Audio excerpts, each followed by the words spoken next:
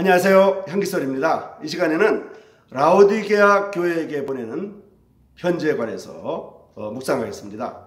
라오디게아 교회는 7교회들 가운데 마지막 교회입니다. 라오디게아 교회는 하나님께서 말씀하시기를 더웁지도 않고 차지도 않는 교회라고 말씀하십니다. 그것이 주님의 판단이었습니다. 그들은 생각하기를 우리가 부자다, 우리는 부족한 것이 없다고 이렇게 생각하는 교회였습니다. 오늘날 우리가 속한 교회가 라오디게아 교회가 아닌가 이렇게 생각한다면 큰 가르침과 교훈이 있다고 생각합니다.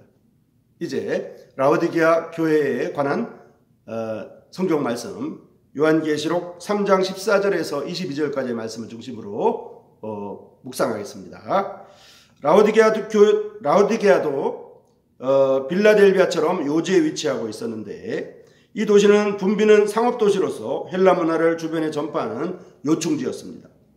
라오디게아는 그 부유함으로 유명했는데 양털과 안약 등이 거래되는 곳이었습니다. 하지만 이곳의 교회는 빌라델비아의 교회와 같지는 않았습니다. 골로새서 4장 16절 말씀에 보면 이 편지를 라오디게아 인의 교회에도 읽게 하라는 구절이 있는데 이 편지는 이 계시록의 말씀이 기록되기 30여 년 전에 기록된 것으로 이 편지의 말씀을 그들이 그 마음에 두었다면 계시록에 기록된 것과 같은 상태로 떨어지지는 않았을 것입니다.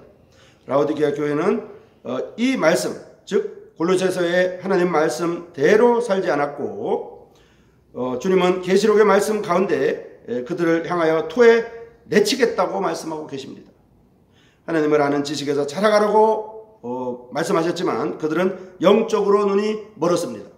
하나님의 영광의 능력으로 강해지라고 말씀했지만 그들은 오히려 영적으로 가난한 상태에 있었습니다.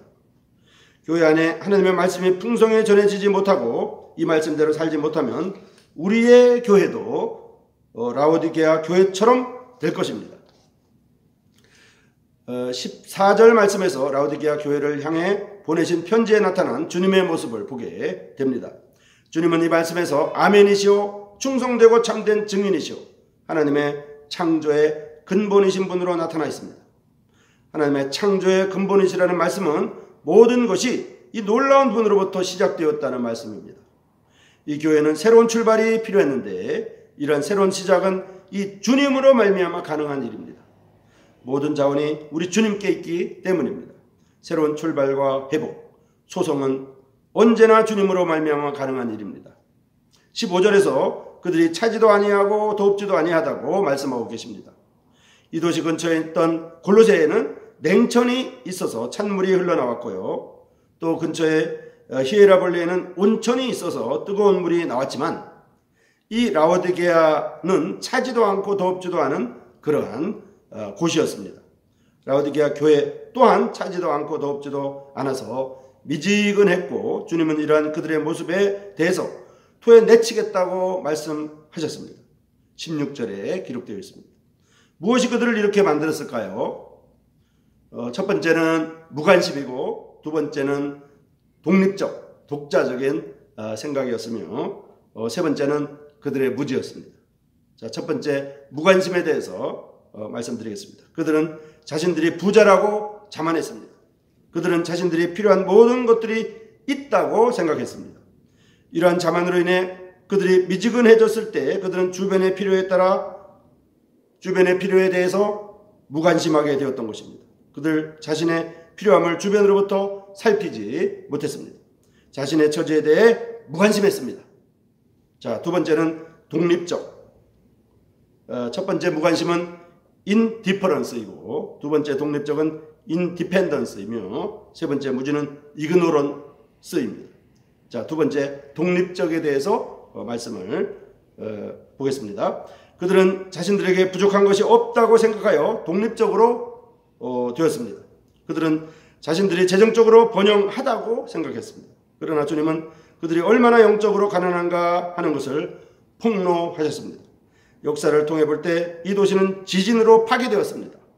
하지만 이 도시의 사람들은 주변에서 그들이 도시를 재건한 일을 돕겠다고 했지만 그 제의를 거절했습니다. 이러한 태도는 이 도시에 있는 교회 믿는 자들도 마찬가지였습니다. 이제는 철저하게 독자적으로만 서서 가도 된다고 생각했습니다. 자, 세 번째는 무지입니다. 이그노런스. 17절 말씀에 보면 그들이 알지 못한다고 말씀하십니다. 그들은 자신들의 교회의 진정한 상태를 알지 못했습니다. 사사기 말씀에 보면 삼손은 주님께서 더 이상 그와 함께 하고 있지 않음을 알지 못했습니다. 호시아 7장에 보면 이스라엘의 백발이 얼룩얼룩 할지라도 깨닫지 못한다고 말씀하고 있습니다. 말라기 말씀에서 보면 그들이 주님을 향하여 우리가 어떻게 주를 더럽게 하셨나이까? 우리가 언제 주님을 사랑하지 않았나이까? 라고 반문을 자주 하는 것이 나옵니다. 그들은 그들의 진정한 모습에 대해서 알지 못했습니다.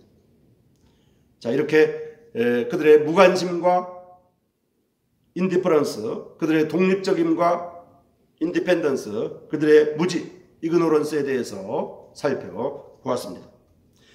우리는 이러한 상태에 있는 라오디게아 교회를 다루시는 주님의 성품에 대해서 볼 수가 있습니다. 주님은 이 교회를 향하여 재판장으로 나타나는데 주님은 그들을 보시고 가련하고 비참하다고 선언하십니다.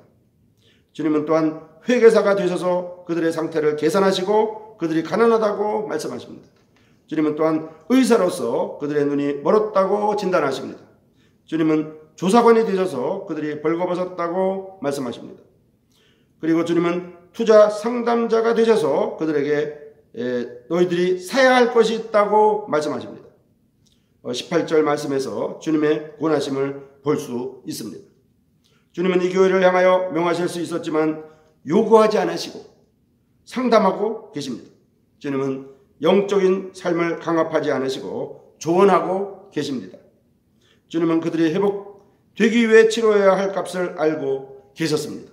그들이 회복하기 위해서는 겸손함과 자백, 말씀에 다시 부복하는 고통의 값을 알고 계셨습니다. 주님은 은혜롭게 이를 다루어가고 계십니다. 주님은 그들이 잘 이해할 수 있는 단어를 사용하셔서 설명하셨습니다.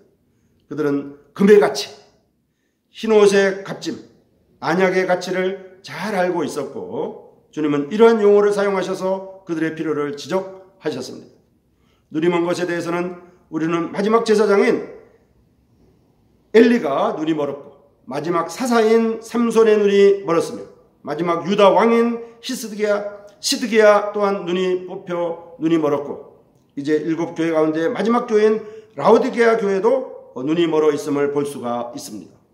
영적인 가치를 알아볼 수 없는 소경됨은 심각한 일입니다.